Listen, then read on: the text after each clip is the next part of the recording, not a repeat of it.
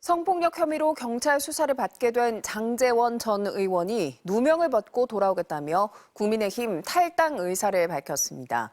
피해자 측은 장 전 의원에게 성폭력을 당했다는 걸 입증할 증거가 있다며 경찰 조사에서 구체적인 정황을 진술했다고 밝혔습니다.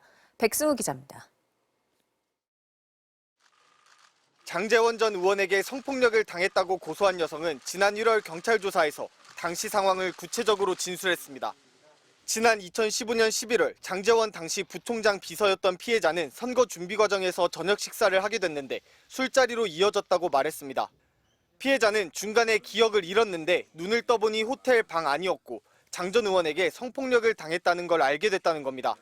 자신은 2차 술자리까지 기억나는데 전화기를 확인해 보니 호텔에서 3차로 와인바를 들러 방으로 온 것도 알게 됐다고 했습니다.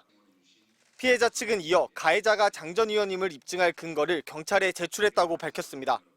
자료에는 장제원 전 의원이 사건 직후 피해자에게 보낸 문자 메시지가 포함된 걸로 알려졌습니다. 장 전 의원이 피해자에게 수차례 왜 말도 안 하고 갔느냐, 빨리 전화 달라는 취지로 문자 메시지를 보냈다는 겁니다.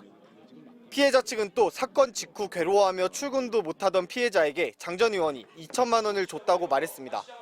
이에 대해 장 전 의원의 변호인은 장 전 의원이 기억을 못하는 것이 아니라 그런 사실 자체가 없다며 강하게 혐의를 부인했습니다. 장 전 의원 본인은 페이스북을 통해 거짓 고소라고 주장하며 10년 가까이 지난 시점을 거론하면서 갑작스럽게 고소한 건 음모와 배경이 있는 것 아닌가 의심이 든다고 했습니다.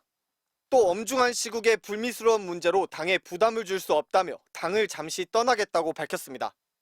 다만 당시 술자리 상황이나 돈을 건넸는지 여부, 이후 국회 보좌진으로 채용했던 경위 등에 대해 구체적인 반박을 내놓지는 않았습니다.